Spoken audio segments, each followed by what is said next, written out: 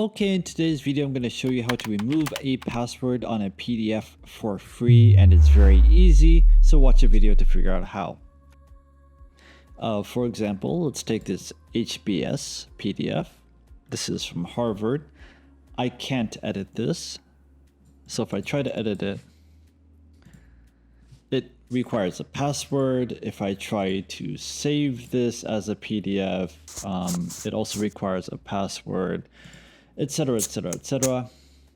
So I can say save as this as a PDF, say yes. But if I try to export it in any way, it will require a password. So this doesn't work. So what do? You take the same PDF, you open with a browser. I'm going to use Chrome here. And what you do is that you say print, then you say save as a PDF like this, save, globalization, komatsu. And this will create a new file right here. And if you open this up, this will no longer be password protected. You have complete freedom to edit this.